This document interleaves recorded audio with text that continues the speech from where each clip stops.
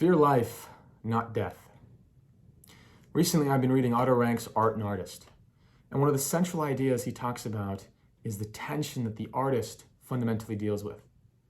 And that tension is between desiring belonging in a community, in a group, in something, and being understood, in dissolving oneself into something. But then simultaneously, the immense fear of that reality and the desperate and necessary desire to be an individual, to separate oneself from the collective. Rank's argument is that the deepest fear of the neurotic is not fright, which is a response to external danger, and not even Freud's concept of internal conflict or repression. The true fear is ontological. It's concerned with the being of the neurotic. It's his fear of being dissolved into the flow of life. And this is what he calls the life fear. The individual's fear is losing himself in life. And this is something that's quite difficult to understand, I think, in words, but I think intuitively it makes sense to those of us who have dealt with that in our own lives and whatever experiences that we've had, and feeling intuitively against or just repulsed by certain environments and certain situations because there's an infringement upon individuality, even an infringement that doesn't necessarily make sense in a rational way, right? There's a threat to something metaphysical, a threat to something abstract, a threat to something internal, a threat to our own sense of being. But what that tells us is that in the artist or in the neurotic, there's an ontological insecurity, there's a fundamental insecurity in their sense of self. That they could lose themselves so easily in life, right? That life poses a threat, right? Not death. Death isn't the threat. Life itself is the threat. And the idea there, it's about being absorbed, losing our boundaries, dissolving our identity, becoming nothing but a part of a whole. And this means something like becoming merely social, conventional, normal, submitting entirely to love and losing our autonomy, surrendering ourselves into any singular system, whether that be religious, political, interpersonal, losing sovereignty. And I think that, some elements of this might make sense to you, but some other elements might not. But you can see those things in your own life wherever they fit. And in my own life, it's been something like this, is that whenever I've adopted some form of viewpoint when it concerns philosophy, it seems that it's only a period of time before I begin to be repulsed by the thing that had framed and secured my identity. And for a very long time, I couldn't understand what was going on. What is it that's in me? What is it that's compelling this repulsion from the thing that for a moment had secured myself, my sense of self? And in reading Otto Rank, I realized that it's the fundamental dualism. It's the idea that in belonging to a thing, I'm losing my sense of self. In belonging to an idea, I'm losing my sense of self. Right? It's the terror of self-annihilation through conformity. Right? And that's a remarkable fundamental shift to make. The fear is not annihilation through death, but rather through life, through a fundamental element of life. And so what I've found is that the neurotic type, they exist within this tension. They're seeking belonging, but simultaneously they're repulsed by that belonging. They're seeking individuality, but there's paralysis. They're unable to fully manufacture, engineer, become who they are. And so they exist in this tension.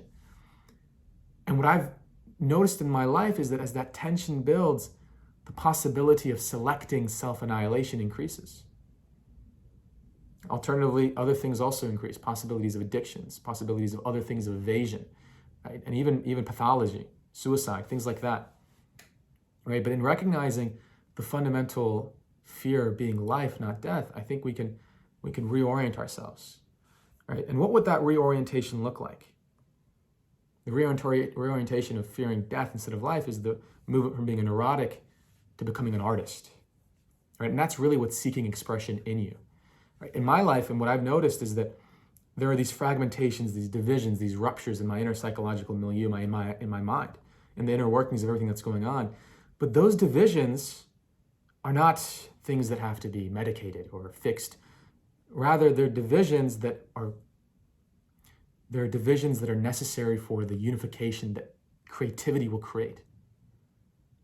Art will be produced that unifies my inner fragmentation, and that art itself will unify the fragmentation of anyone else that experiences something similar, right? That's really what art is, at least according to Otto Rank, and really my own experience as well, is that you can imagine it sort of as a bridge across an abyss, and this kind of relates to my previous video.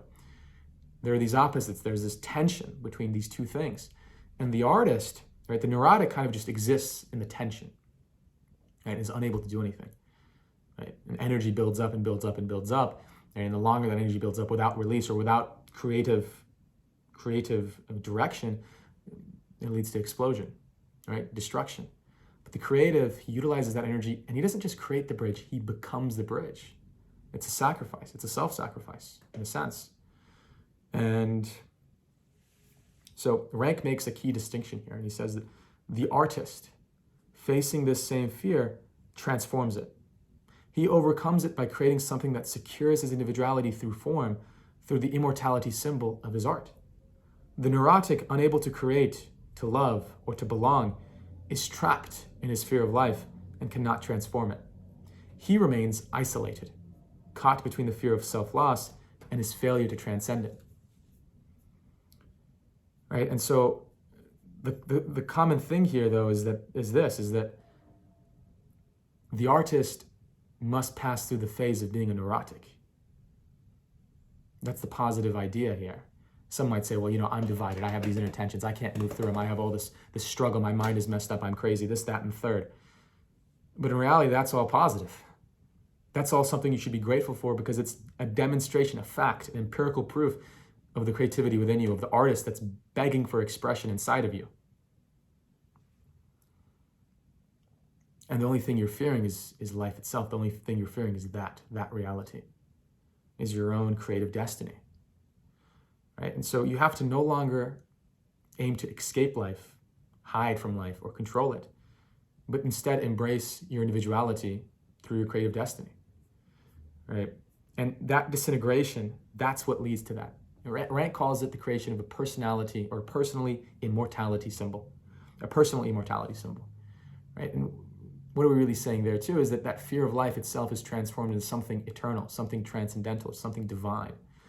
And when you look at artwork, when you look at even modern music, the people that create this music, you can listen to a lot of modern songs too, but artwork and things like that, and you look at Van Gogh, his own disintegrative life and all these miseries and things that they've experienced, their inner fragmentations, they unify that through the creation of whatever artwork or whatever they're creating, right? And what they're doing is unifying themselves, and the artwork itself is just a byproduct of that unification of themselves, and then they become a bridge across the abyss. Right? And so here's a final line. The neurotic is someone who fears death, not death, but absorption, the loss of self and the undifferentiated flow of life. His salvation comes only when he accepts his separateness as sacred, and from that place of individuality gives life a form that reflects his own soul. Thus, the neurotic is redeemed through creation. By turning fear into a symbol, he makes life bearable and even beautiful. The neurotic suffers because he won't die to himself, but also cannot live as he is. The neurotic is not weak. He is wired for totality. He wants to live fully, to unify all dimensions of existence into one coherent experience. But he is haunted by fear that this very totality will dissolve him. So he checks himself, withholds life, and turns preservation into paralysis. The artist, however, suffers from the same intensity, but responds with form. He too cannot live in fragments. He also must totalize, but he finds a symbolic plane, art, illusion, creation, where he can live and die and be reborn, all without losing himself. He spends his soul in the act of creation, and through this offering becomes more whole, not less. That's the key idea. In creating ourselves, in creating whatever it is, we aren't actually losing ourselves and becoming less whole, we're becoming more whole. His art becomes the new soul, and others, those who see, who feel, are drawn to it not to imitate, but to become one with the essence within it. The artist and the enjoyer both step outside their fear. In the aesthetic moment, they taste eternity. This is not therapy, it is resurrection. And so if you're neurotic, the answer is simple. Follow your biggest fear. In your biggest fear, in your fear of your individuality, in the fear of creation, you will find yourself and you will find your resurrection.